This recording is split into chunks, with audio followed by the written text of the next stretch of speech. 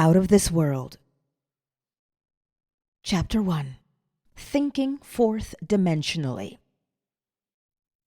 And now I have told you before it come to pass, that when it is come to pass, ye might believe. John 14:29. Many persons, myself included, have observed events before they occurred. That is, before they occurred in this world of three dimensions. Since man can observe an event before it occurs in the three dimensions of space, life on Earth must proceed according to plan. And this plan must exist elsewhere in another dimension and be slowly moving through our space. If the occurring events were not in this world when they were observed, then, to be perfectly logical, they must have been out of this world. And whatever is there to be seen before it occurs here must be predetermined from the point of view of man awake in a three-dimensional world. Thus the question arises, are we able to alter our future? My object in writing these pages is to indicate possibilities inherent in man, to show that man can alter his future.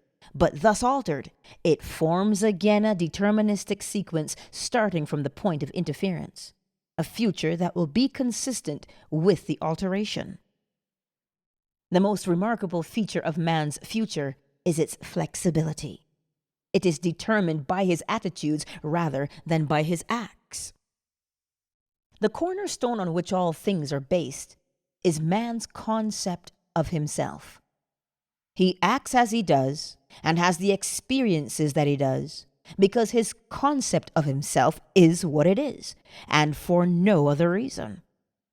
Had he a different concept of self, he would act differently.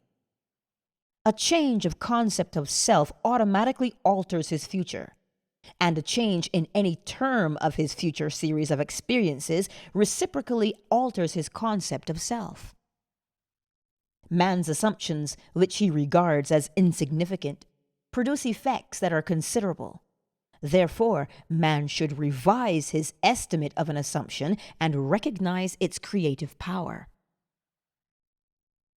All changes take place in consciousness. The future, although prepared in every detail in advance, has several outcomes.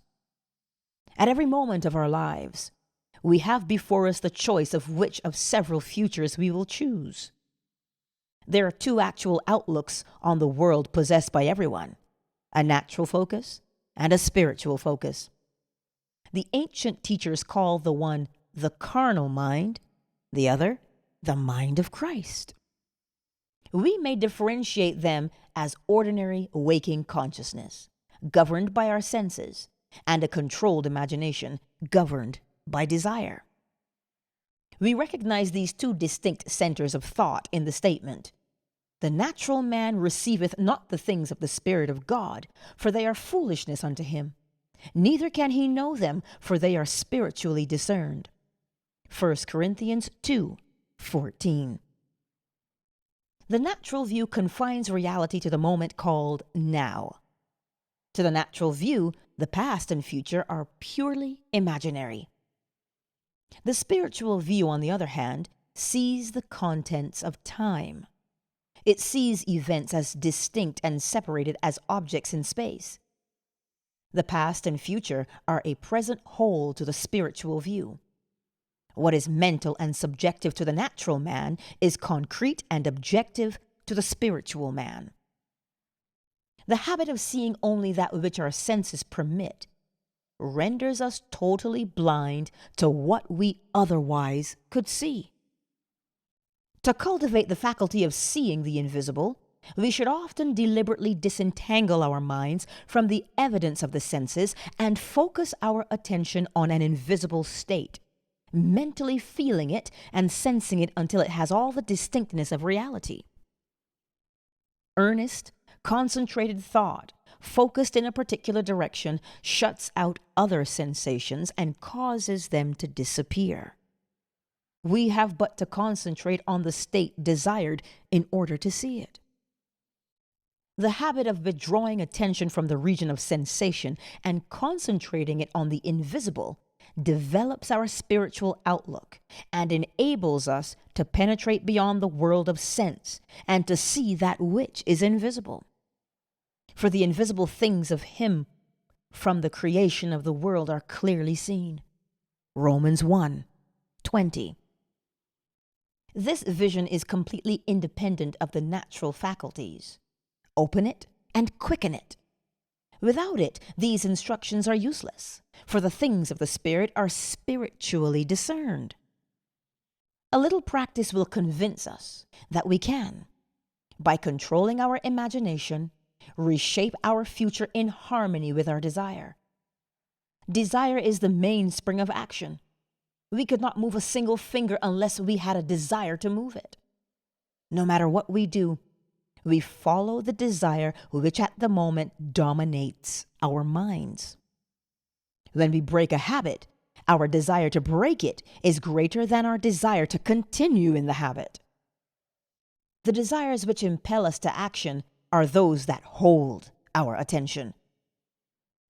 A desire is but an awareness of something we lack or need to make our life more enjoyable. Desires always have some personal gain in view. The greater the anticipated gain, the more intense is the desire. There is no absolutely unselfish desire. Where there is nothing to gain, there's no desire, and consequently, no action.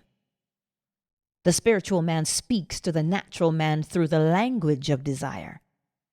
The key to progress in life and to the fulfillment of dreams lies in ready obedience to its voice. Unhesitating obedience to its voice is an immediate assumption of the wish fulfilled. To desire a state is to have it.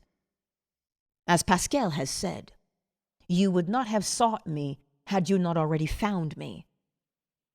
Man, by assuming the feeling of his wish fulfilled and then living and acting on this conviction, alters the future in harmony with his assumption. Assumptions awaken what they affirm. As soon as man assumes the feeling of his wish fulfilled, his four-dimensional self finds ways for the attainment of this end, discovers methods for its realization. I know of no clearer definition of the means by which we realize our desires than to experience in imagination what we would experience in the flesh were we to achieve our goal. This experience of the end wills the means. With its larger outlook, the four-dimensional self then constructs the means necessary to realize the accepted end. The undisciplined mind finds it difficult to assume a state which is denied by the senses. Here is a technique that makes it easy to encounter events before they occur, to call things which are not seen as though they were. Romans 4:17. People have a habit of slighting the importance of simple things. But this simple formula for changing the future was discovered after years of searching and experimenting. The first step in changing the future is desire. That is, define your objective. Know definitely what you want. Secondly, construct an event which you believe you would encounter following the fulfillment of your desire. An event which implies fulfillment of your desire, something that will have the action of self-predominant. Thirdly, immobilize the physical body and induce a condition akin to sleep. Lie on a bed or relax in a chair and imagine that you are sleepy. Then, with eyelids closed and your attention focused on the action you intend to experience in imagination, mentally feel yourself right into the proposed action, imagining all the while that you are actually performing the action here and now. You must always participate in the imaginary action, not merely stand back and look on. but you must feel that you are actually performing the action so that the imaginary sensation is real to you. It is important always to remember that the proposed action must be one which follows the fulfillment of your desire, and also you must feel yourself into the action until it has all the vividness and distinctness of reality. For example, suppose you desired promotion in the office. Being congratulated would be an event you would encounter following the fulfillment of your desire. Having selected this action as the one you will experience in imagination, immobilize the physical body and induce a state akin to sleep, a drowsy state, but one in which you are still able to control the direction of your thoughts, a state in which you are attentive without effort. Now, imagine that a friend is standing before you. Put your imaginary hand into his. First, feel it to be solid and real. Then, carry on an imaginary conversation with him in harmony with the action. Do not visualize yourself at a distance in point of space and at a distance in point of time being congratulated on your good fortune. Instead, make elsewhere here and the future now. The future event is a reality now in a dimensionally larger world. And oddly enough, now in a dimensionally larger world is equivalent to here in the ordinary three-dimensional space of everyday life. The difference between feeling yourself in action here and now and visualizing yourself in action as though you were on a motion picture screen is the difference between success and failure. The difference will be appreciated if you will now visualize yourself climbing a ladder. Then, with eyelids closed, imagine that a ladder is right in front of you and feel you are actually climbing it.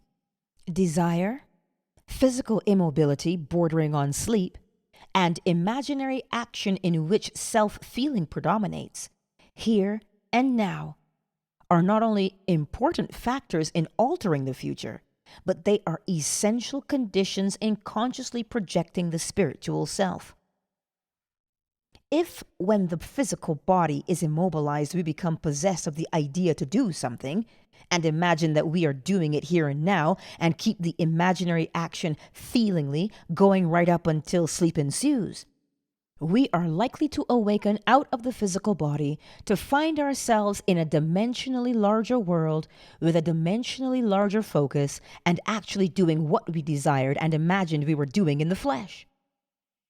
But whether we awaken there or not, we are actually performing the action in the fourth dimensional world, and we will reenact it in the future, here in the third dimensional world. Experience has taught me to restrict the imaginary action, to condense the idea which is to be the object of our meditation into a single act, and to reenact it over and over again until it has the feeling of reality. Otherwise, the attention will wander off along an associational track, and hosts of associated images will be presented to our attention. In a few seconds, they will lead us hundreds of miles away from our objective in point of space and years away in point of time. If we decide to climb a particular flight of stairs because that is the likely event to follow the realization of our desire, then we must restrict the action to climbing that particular flight of stairs.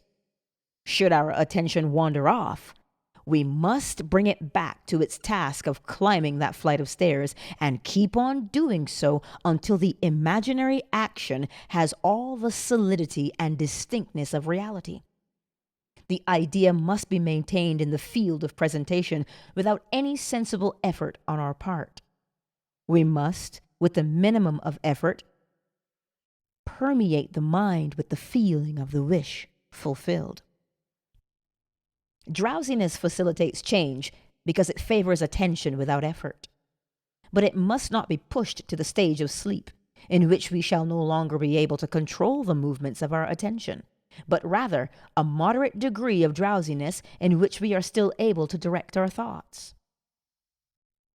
A most effective way to embody a desire is to assume the feeling of the wish fulfilled, and then, in a relaxed and sleepy state, repeat over and over again, like a lullaby, any short phrase which implies fulfillment of our desire, such as "thank you," as though we addressed a higher power for having done it for us. If, however, we seek a conscious projection into a dimensionally larger world, then we must keep the action going right up until sleep ensues. Experience in imagination, with all the distinctness of reality, what would be experienced in the flesh were you to achieve your goal, and you shall in time meet it in the flesh as you met it in your imagination. Feed the mind with premises, that is, assertions presumed to be true, because assumptions, though unreal to the senses, if persisted in until they have the feeling of reality, will harden into facts. To an assumption, all means which promote its realization are good. It influences the behavior of all by inspiring in all the movements, the actions, and the words which tend towards its fulfillment. To understand how man molds his future in harmony with his assumption, we must know what we mean by a dimensionally larger world. For it is to a dimensionally larger world that we go to alter our future. The observation of an event before it occurs implies that the event is predetermined from the point of view of man in the three-dimensional world. Therefore, to change the conditions here in the 3 dimensions of space, we must first change them in the 4 dimensions of space. Man does not know exactly what is meant by a dimensionally larger world, and would no doubt deny the existence of a dimensionally larger self. He is quite familiar with the 3 dimensions of length, width, and height, and he feels that if there were a 4th dimension, it should be just as obvious to him as the dimensions of length, width, and height. A dimension is not a line. It is any way in which a thing can be measured that is entirely different from all other ways. That is, to measure a solid 4th dimensionally, we simply measure it in any direction except that of its length, width, and height. Is there another way of measuring an object other than those of its length, width, and height? Time measures my life without employing the 3 dimensions of length, width, and height. There's no such thing as an instantaneous object. Its appearance and disappearance are measurable. It endures for a definite length of time. We can measure its lifespan without using the dimensions of length, width, and height. Time is definitely a 4th way of measuring an object. The more dimensions an object has, the more substantial and real it becomes. A straight line which lies entirely in one dimension acquires shape, mass, and substance by the addition of dimensions. What new quality would time, the 4th dimension, give which would make it just as vastly superior to solids as solids are to surfaces and surfaces are to lines? Time is a medium for changes in experience, because all changes take time. The new quality is changeability. Observe that if we bisect a solid, its cross-section will be a surface. By bisecting a surface, we obtain a line, and by bisecting a line, we get a point. This means that a point is but a cross-section of a line, which is in turn but a cross-section of a surface, which is in turn but a cross-section of a solid, which is in turn, if carried to its logical conclusion, but a cross-section of a 4-dimensional object. We cannot avoid the inference that all 3-dimensional objects are but cross-sections of 4-dimensional bodies, which means, when I meet you, I meet a cross-section of the four-dimensional you, the four-dimension self that is not seen. To see the four-dimensional self, I must see every cross-section or moment of your life from birth to death and see them all as coexisting. My focus should take in the entire array of sensory impressions which you have experienced on earth, plus those you might encounter. I should see them, not in the order in which they were experienced by you, but as a present whole. Because change is the characteristic of the fourth dimension. I should see them in a state of flux, as a living, animated whole. If we have all this clearly fixed in our minds, what does it mean to us in this three-dimensional world? It means that if we can move along time's length, we can see the future and alter it as we so desire. This world, which we think so solidly real, is a shadow out of which and beyond which we may at any time pass. It is an abstraction from a more fundamental and dimensionally larger world, a more fundamental world abstracted from a still more fundamental and dimensionally larger world, and so on to infinity. The absolute is unattainable by any means or analysis, no matter how many dimensions we add to the world. Man can prove the existence of a dimensionally larger world simply by focusing his attention on an invisible state and imagining that he sees and feels it. If he remains concentrated in this state, his present environment will pass away, and he will awaken in a dimensionally larger world where the object of his contemplation will be seen as a concrete, objective reality. Intuitively, I feel that were he to abstract his thoughts from this dimensionally larger world and retreat still further within his mind, he would again bring about an externalization of time. He would discover that every time he retreats into his inner mind and brings about an externalization of time, space becomes dimensionally larger. And he would, therefore, conclude that both time and space are serial, and that the drama of life is but the climbing of a multitudinous dimensional time block. Scientists will one day explain why there is a serial universe. But in practice, how we use this serial universe to change the future is more important. To change the future, we need only concern ourselves with two worlds in the infinite series: the world we know by reason of our bodily organs, and the world we perceive independently of our bodily organs. Chapter 2. Assumptions become facts.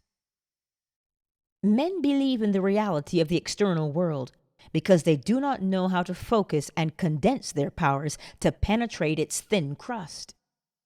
This book has only one purpose: the removing of the veil of the senses, the traveling into another world. To remove the veil of the senses, we do not employ great effort. The objective world vanishes by turning our attention away from it. We have only to concentrate on the state desired in order to mentally see it. But to give it reality so that it will become an objective fact, we must focus attention upon the invisible state until it has the feeling of reality. When through concentrated attention, our desire appears to possess the distinctness and feeling of reality, we have given it the right to become a visible, concrete fact. If it is difficult to control the direction of your attention while in a state akin to sleep, you may find gazing fixedly into an object very helpful. Do not look at its surface, but into and beyond any plain object, such as a wall, a carpet, or any other object which possesses depth. Arrange it to return as little reflection as possible. Imagine, then, that in this depth you are seeing and hearing what you want to see and hear until your attention is exclusively occupied by the imagined state. At the end of your meditation, when you awake from your controlled waking dream, you feel as though you had returned from a great distance. The visible world which you had shut out returns to consciousness, and by its very presence informs you that you have been self-deceived into believing that the object of your contemplation was real. But if you know that consciousness is the one and only reality, you will remain faithful to your vision, and by this sustained mental attitude confirm your gift of reality and prove that you have the power to give reality to your desires, that they may become visible, concrete facts. Define your ideal and concentrate your attention upon the ideal of identifying yourself with your ideal. Assume the feeling of being it, the feeling that would be yours were you already the embodiment of your ideal. Then live and act upon this conviction. This assumption, though denied by the senses, if persisted in, will become fact. You will know when you have succeeded in fixing the desired state in consciousness by simply looking mentally at the people you know. In dialogues with yourself, you are less inhibited and more sincere than in actual conversations with others. Therefore, the opportunity for self-analysis arises when you are surprised by your mental conversations with others. If you see them as you formerly saw them, you have not changed your concept of self. For all changes of concept of self result in a changed relationship to your world. In your meditation, allow others to see you as they would see you were this new concept of self a concrete fact. You always seem to others an embodiment of the ideal you inspire. Therefore, in meditation, when you contemplate others, you must be seen by them mentally as you would be seen by them physically were your concept of self an objective fact. That is, in meditation, you imagine that they see you expressing that which you desire to be. If you assume that you are what you want to be, your desire is fulfilled. And in fulfillment, all longing is neutralized. You cannot continue desiring what you have already realized. Your desire is not something you labor to fulfill. It is recognizing something you already possess. It is assuming the feeling of being that which you desire to be. Believing and being are one. The conceiver and his conception are one. Therefore, that which you conceive yourself to be can never be so far off as even to be near, for nearness implies separation. If thou canst believe, all things are possible to him that believeth. Mark 9:23. Being is the substance of things hoped, the evidence of things not yet seen. Hebrews 11:1. If you assume that you are what you want to be, then you will see others as they are related to your assumption. If, however, it is the good of others that you desire, then in meditation you must represent them to yourself as already being that which you desire them to be. It is through desire that you rise above your present sphere, and the road from longing to fulfillment is shortened as you experience in imagination what you would experience in the flesh were you already the embodiment of the ideal you desire to be. I have stated that man has at every moment of time the choice before him which of several futures he will encounter. But the question arises, how is that possible when the experiences of man awake in the three-dimensional world are predetermined, as his observation of an event before it occurs implies? This ability to change the future will be seen if we liken the experiences of life on earth to this printed page. Man experiences events on earth singly and successively in the same way that you are now experiencing the words of this page. Imagine that every word on this page represents a single sensory impression.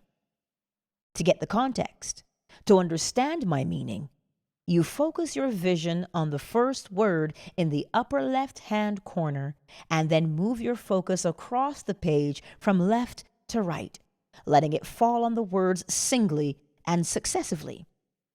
By the time your eyes reach the last word on this page, you have extracted my meaning. Suppose, however, on looking at the page, with all the printed words thereon equally present, you decided to rearrange them. You could, by rearranging them, tell an entirely different story.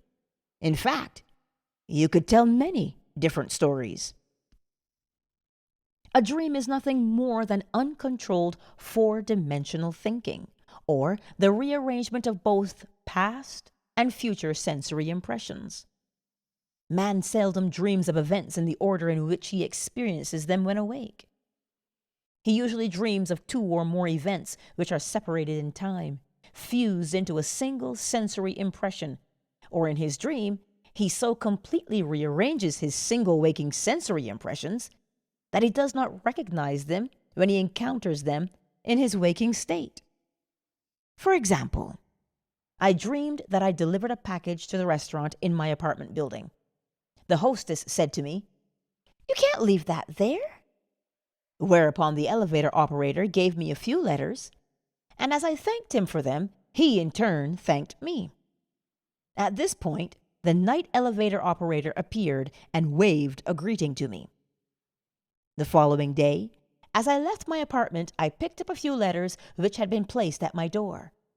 On my way down, I gave the elevator operator a tip and thanked him for taking care of my mail, whereupon he thanked me for the tip.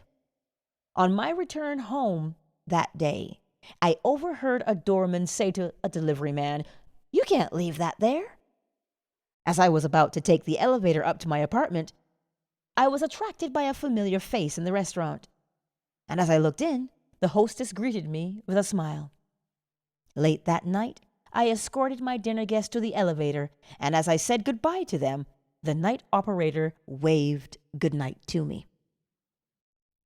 By simply rearranging a few of the single sensory impressions I was destined to encounter, and by fusing two or more of them into single sensory impressions, I constructed a dream which differed quite a bit from my waking experience.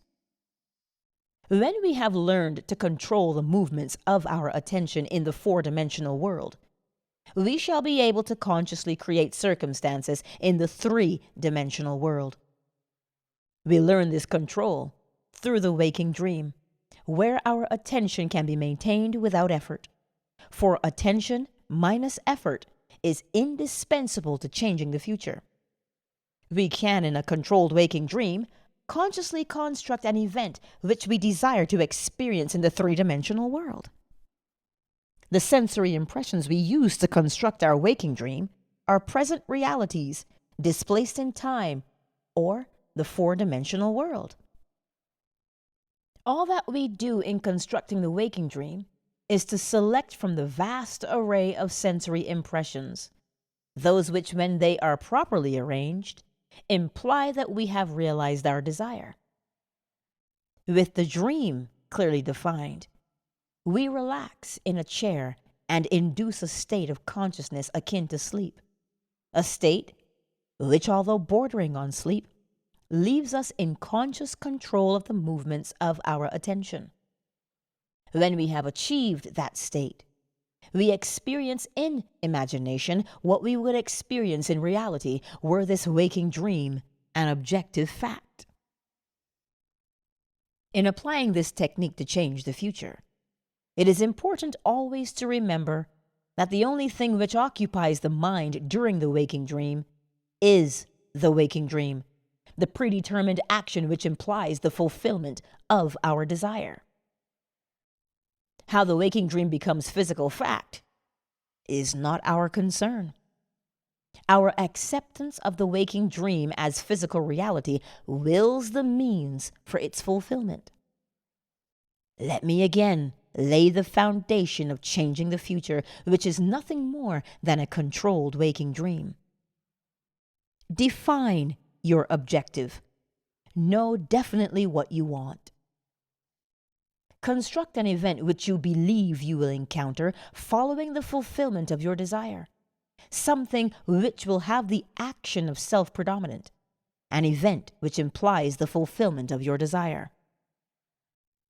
Immobilize the physical body and induce a state of consciousness akin to sleep. Then, mentally feel yourself right into the proposed action, imagining all the while that you are actually performing the action here and now, so that you experience in imagination what you would experience in the flesh were you now to realize your goal. Experience has convinced me that this is the perfect way to achieve my goal. However, my own many failures would convict me were I to imply that I have completely mastered the movements of my attention. I can, however, with the ancient teacher say, "This one thing I do, forgetting those things which are behind and reaching forth unto those things which are before, I press toward the mark for the prize." Philippians 3, verse 13 and 14. Chapter 3. Power of Imagination. Ye shall know the truth, and the truth shall make you free. John 8:32. Men claim that a true judgment must conform to the external reality to which it relates. This means that if I, while imprisoned, suggest to myself that I am free and succeed in believing that I am free, it is true that I believe in my freedom, but it does not allow that I am free, for I may be the victim of illusion. But because of my own experiences, I have come to believe in so many strange things that I see little reason to doubt the truth of things that are beyond my experience. The ancient teachers warned us not to judge from appearances, because, said they, the truth need not conform to the external reality to which it relates.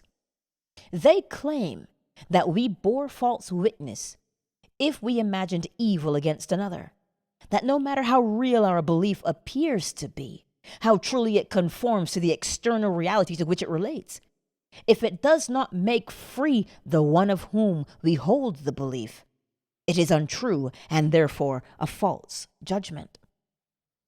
We are called upon to deny the evidence of our senses and to imagine as true of our neighbor that which makes him free. Ye shall know the truth, and the truth shall make you free. To know the truth of our neighbor, we must assume that he is already that which he desires to be. Any concept we hold of another that is short of his fulfilled desire will not make him free, and therefore cannot be the truth. Instead of learning my craft in schools, where attending courses and seminars is considered a substitute for self-acquired knowledge, my schooling was devoted almost exclusively to the power of imagination. I stayed for hours, imagining myself to be other than that which my reason and my senses dictated, until the imagined states were vivid as reality. So vivid that a passerby became but a part of my imagination and acted as I would have them. By the power of imagination, my fantasy led theirs and dictated to them their behavior and the discourse they held together, while I was identified with my imagined state. Man's imagination is the man himself, and the world as imagination sees it is the real world. But it is our duty to imagine all that is lovely and of good report. Philippians 4:8. For the Lord seeth not as man seeth, for man looketh on the outward appearance, but the Lord looketh on the heart. 1 Samuel 16:7. As a man thinketh in his heart, so he is. Proverbs 23:7. In meditation, when the brain grows luminous, I find my imagination endowed with the magnetic power to attract to me whatsoever I desire. Desire is the power imagination uses to fashion life about me as I fashion it within myself. I first desire to see a certain person or scene, and then I look as though I were seeing that which I want to see, and the imagined state becomes objectively real. I desire to hear, and then I listen as though I were hearing, and the imagined voice speaks that which I dictate as though it had initiated the message. I could give you many examples to prove my arguments, to prove that these imagined states do become physical realities. But I know that my examples will awaken in all who have not met the like, or who are not inclined towards my arguments, a most natural incredulity. Nevertheless, experience has convinced me of the truth of the statement. He calleth those things which be not as though they were. Romans 4:17. For I have, in intense meditation, called things that were not seen as though they were, and the unseen not only became seen, but eventually became physical realities.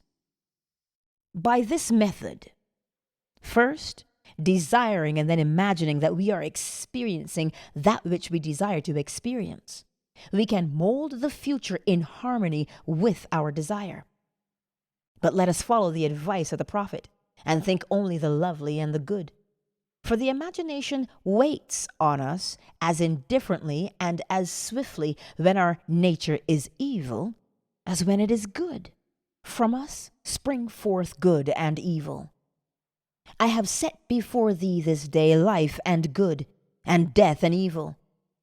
Deuteronomy 30:15.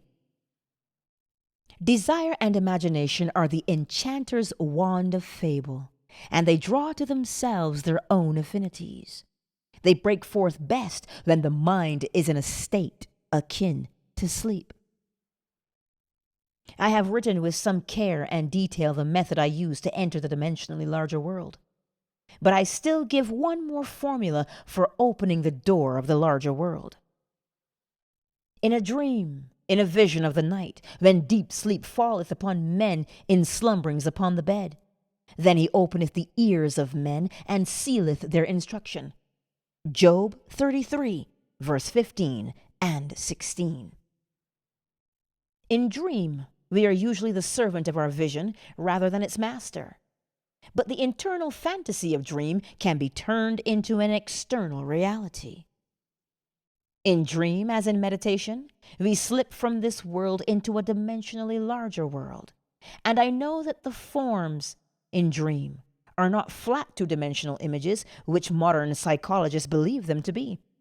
They are substantial realities of the dimensionally larger world, and I can lay hold of them.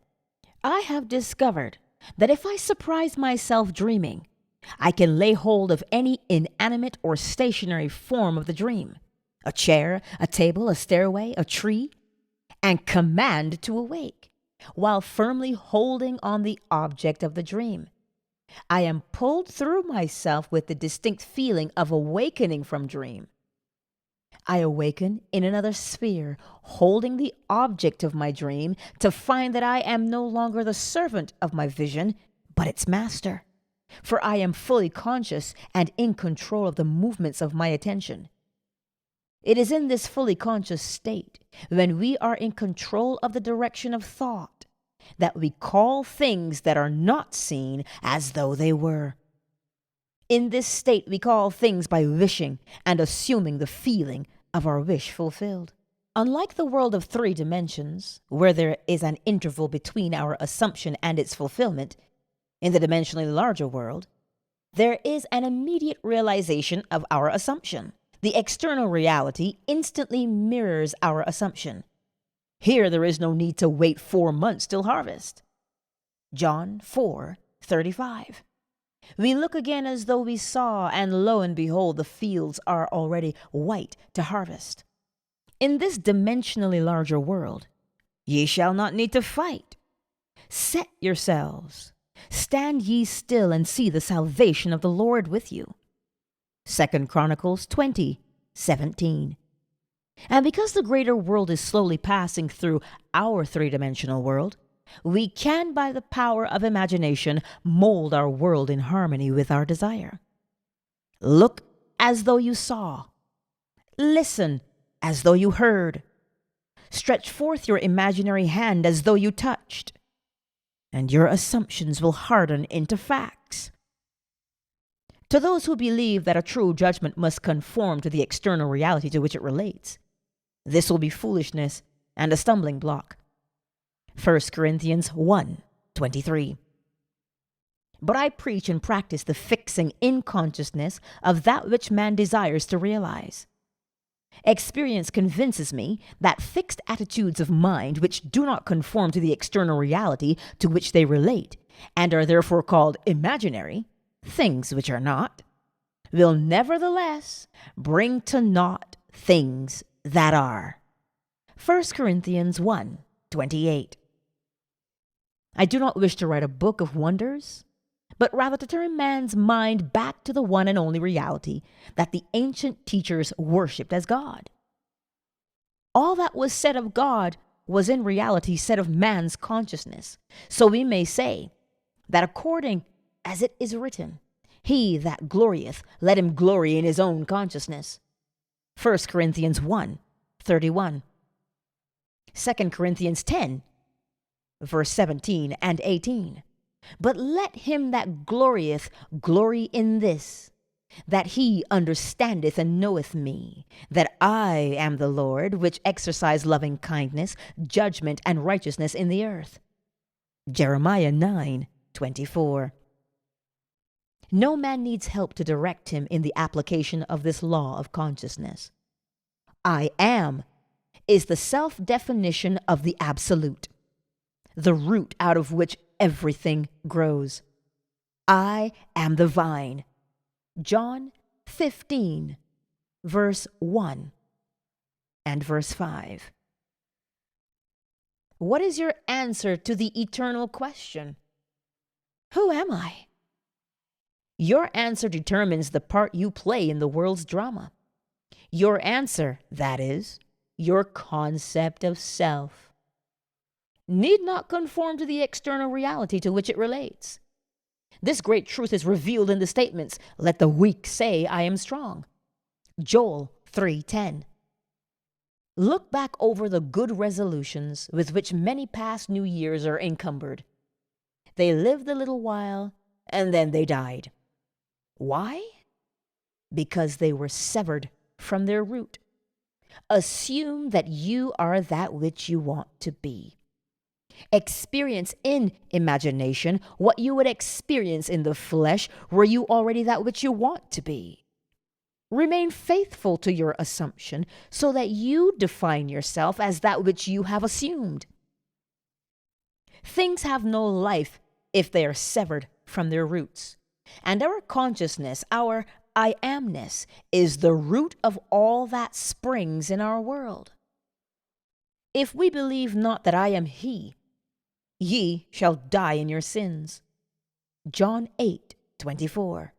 That is, if I do not believe that I am already that which I desire to be, then I remain as I am and die in my present concept of self. There is no power outside of the consciousness of man to resurrect and make alive that which man desires to experience.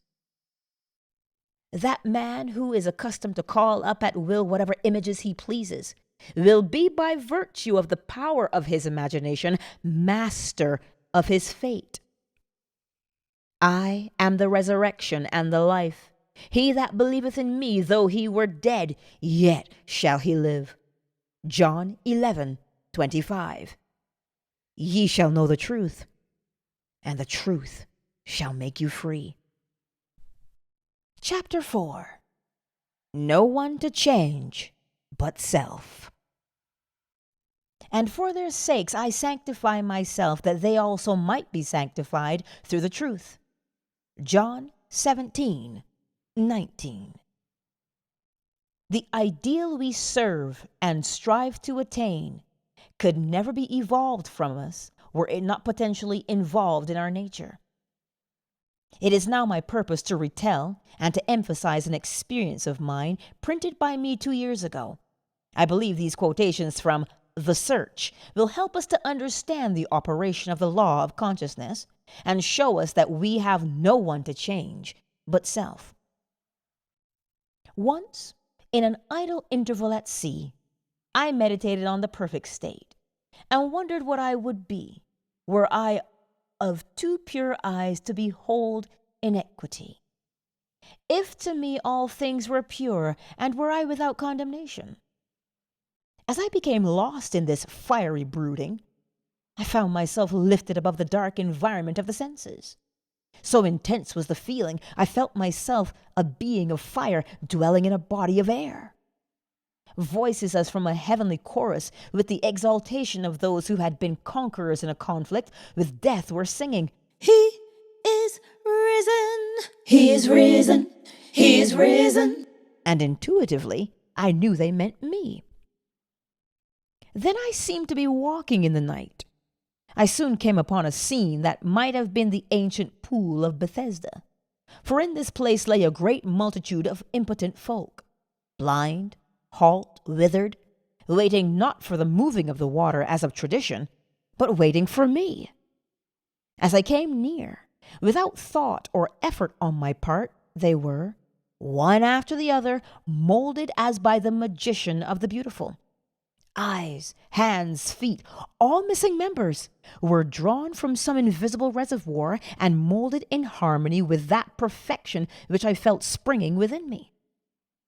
When all were made perfect, the chorus exalted, "It is finished." Then the scene dissolved, and I awoke. I know the vision was the result of my intense meditation upon the idea of perfection. For my meditations invariably bring about union with the state contemplated. I had been so completely absorbed within the idea that for a while I had become what I contemplated, and the high purpose with which I had for that moment identified myself drew the companionship of high things and fashioned the vision in harmony with my inner nature. The ideal with which we are united works by association of ideals to awaken 1,000 moods, to create a drama in keeping with the central idea. My mystical experiences have convinced me that there is no way to bring about the outer perfection we seek other than by the transformation of ourselves. In the divine economy, nothing is lost. We cannot lose anything save by descent from the sphere where the thing has its natural life. There is no transforming power in death, and whether we are here or there, we fashion the world that surrounds us by the intensity of our imagination and feeling. And we illuminate or darken our lives by the concepts we hold of ourselves. Nothing is more important to us than our conception of ourselves.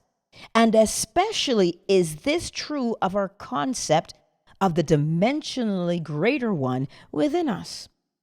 Those who help or hinder us, whether they know it or not, are the servants of that law which shapes outward circumstances in harmony with our inner nature. It is our conception of ourselves which frees or constrains us, though it may use material agencies to achieve its purpose. Because life molds the outer world to reflect the inner arrangement of our minds, there is no way of bringing about the outer perfection we seek other than by the transformation of ourselves. No help cometh from without. The hills to which we lift our eyes are those of an inner range. It is thus to our own consciousness that we must turn as to the only reality, the only foundation on which all phenomena can be explained. We can rely absolutely on the justice of this law to give us only that which is of the nature of ourselves. To attempt to change the world before we change our concept of ourselves is to struggle against the nature of things. There can be no outer change until there is first an inner change. As within, so without. I am not advocating philosophical indifference when I suggest that we should imagine ourselves as already that which we want to be, living in a mental atmosphere of greatness, rather than using physical means and arguments to bring about the desired change. Everything we do, unaccompanied by a change of consciousness, is but futile readjustment of surfaces. However we toil or struggle, we can receive no more than our assumptions affirm. To protest against anything which happens to us is to protest against the law of our being and our rulership over our own destiny. The circumstances of my life are too closely related to my conception of myself not to have been formed by my own spirit from some dimensionally larger storehouse of my being. If there is pain to me in these happenings, I should look within myself for the cause. For I am moved here and there and made to live in a world in harmony with my concept of myself. Intense meditation brings about a union with the state contemplated, and during this union we see visions, have experiences, and behave in keeping with our change of consciousness. This shows us that a transformation of consciousness will result in a change of environment and behavior. All wars prove that violent emotions are extremely potent in precipitating mental rearrangements. Every great conflict has been followed by an era of materialism and greed in which the ideals for which the conflict ostensibly were waged are submerged. This is inevitable because war evokes hate, which impels a descent in consciousness from the plane of the ideal to the level where the conflict is waged. If we could become as emotionally aroused over our ideals as we become over our dislikes, we would ascend to the plane of our ideal as easily as we now descend to the level of our hates. Love and hate have a magical transforming power, and we grow through their exercise into the likeness of what we contemplate. By intensity of hatred, we create in ourselves the character we imagine in our enemies. Qualities die for want of attention, so the unlovely states might best be rubbed out by imagining beauty for ashes and joy for mourning. Isaiah 61:3, rather than by direct attacks on the state from which we would be free. Whatsoever things are lovely and of good report, think on these things. Philippians 4:8. For we become that which we are en rapport. There's nothing to change but our concept of self.